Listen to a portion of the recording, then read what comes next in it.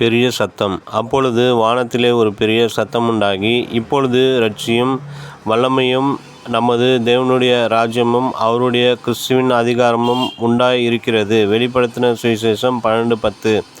வானத்திலிருந்து வந்த எல்லா சத்தங்களிலும் பெரிய சத்தத்தை இங்கே நாம் பார்க்கிறோம்.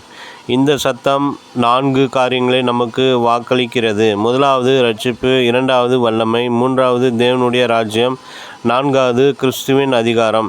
இதோடு அந்த சத்தம் நின்றுவிடவில்லை. பரலோகங்களே, அவைகளில் வாசமாய் இருக்கிறவைகளே, கலிகூறுங்கள் என்று சொல்லி கட்டளையிடுகிறது.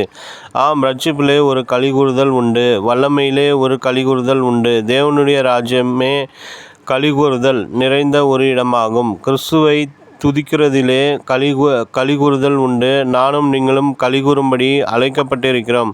கலிகூறுதல் என்ற வார்த்தை மகா ஆழமானதும் மேன்மையானதும் ஆகும். சந்தோஷம், மகிழ்ச்சி, ஆனந்தம் ஆகியவற்றை பார்க்கிலும் மேன்மையான அனுபவம்தான் கலிகூறுதல் என்பதாகும்.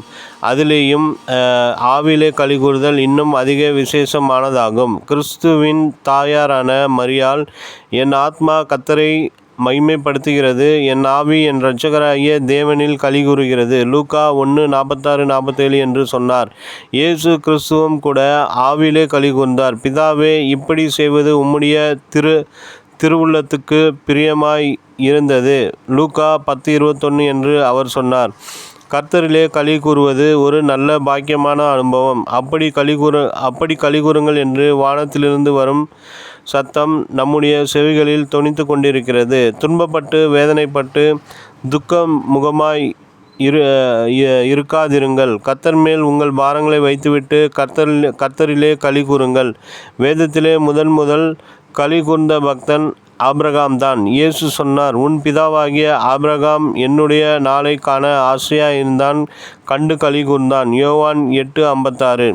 இன்று நீங்கள் களி கூறுவதற்கு ஆயிரமான காரணங்கள் உண்டு. கிறிஸ்து இரட்சகராய் உங்களுடைய உள்ளத்தில் வீற்றிருக்கிற அந்த இரட்சிப்பின் சந்தோஷத்தை எண்ணி களி கூறுங்கள். இரண்டாவதாக, அவர் வல்லமையை உங்களுக்கு கொடுத்திருக்கிறார். அது பரிசுத்த ஆவியின் வல்லமை. மூன்றாவதாக, தேவனுடைய ராஜ்யத்தை எண்ணி களி கூறுங்கள். நீங்கள் அந்த ஒளிமயமான ராஜ்யத்தில் பிரவேசிக்கும் போது நித்திய களிகூறுதல் உண்டாகும். நான்காவது, கிறிஸ்துவின் அதிகாரத்தை செயல்படுத்தி களிகூறுங்கள். அவர் வானத்திலும் பூமியிலும் சகல அதிகாரமுடையவர்.